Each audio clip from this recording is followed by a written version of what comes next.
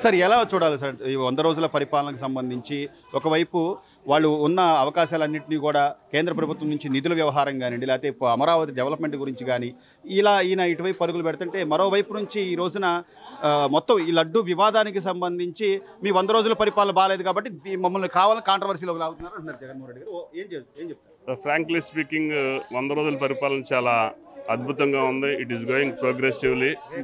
Amaravati issue కానీ రోజు మేము హైకోర్టుకి వెళ్తాము. గత 5 సంవత్సరాల నుంచి వన్స్ జంగిల్ క్లియరెన్స్ జరిగిన తర్వాత అసలు ఇన్ని బిల్డింగులు కట్టబడినాయి అనేటటువంటి విషయం మాకే తెలియదు.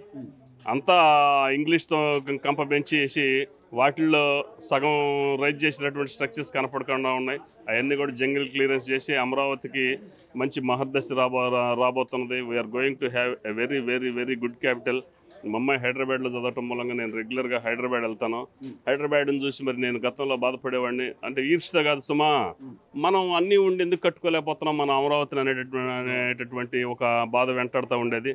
ఆ బాధలోంచి 100% బయటకు వస్తామనే నమ్మకం ఉంది. మరి ఈ 100 రోజుల పాలనలోనే పోలవరం గాడిలో పెట్టడం జరిగింది. ఈ 100 రోజుల పాలనలోనే నువ్వు ఏర్పాటు చేసినటువంటి ప్రైవేట్ సైన్యం నీ యొక్క వాలంటీర్లు లేకుండా ఇంటింటికి పెన్షన్ అందజేయడం జరిగింది. ఈ 100 రోజుల పాలనలోనే ఒక వ్యవస్థను గాడిలో పెట్టడం జరిగింది. వ్యవస్థని వాస్తవంగా కొలాప్స్ అంటే నిర్వీర్యం చేసేసి దాన్ని టోటల్గా it was brought to nothing.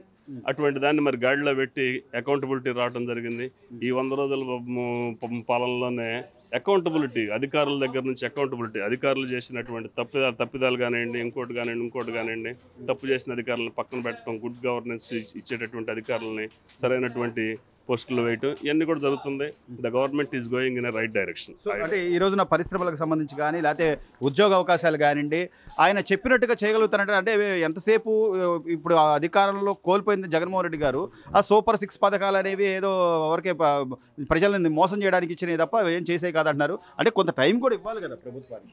Jaganmohan రెడ్డిదంతా కూడా ప్రతిదీ he's playing to the gallery. ప్రతిదీ డినయల్ ప్రతిదీ రాజకీయం చేస్తున్నాడు. వ్యవస్థని పూర్తిగా భ్రష్టు పట్టించి అందులో నుంచి he want to make some brownie points. నేనే ఉండడితే ఆ పథకాలు తెచ్చేవాడిని, ఈ పథకాలు వచ్చేటటువంటి. ఈ 100 రోజుల్లో డిఎస్సి ఇవ్వటం జరిగింది. ఈ 100 రోజుల్లో శాండ్ ఉచితంగా ఇవ్వటం జరిగింది. ఇంకేంటి వాట్ నాట్ ప్రతి ఒక్కటి అందుబాటులో ఇవ్వడం జరిగింది. సూపర్ 6 అనే 100% అమలు చేస్తుంది గవర్నమెంట్ అనేటటువంటి నమ్మకం నాకుంది, ప్రజానీకంకు ఉంది. అతను కన్స్ట్రక్టివ్ అపోజిషన్ లాగా లేకుండా డిస్ట్రక్టివ్ అపోజిషన్ లాగా ఉంటున్నాడు అనేది నా అభిప్రాయం.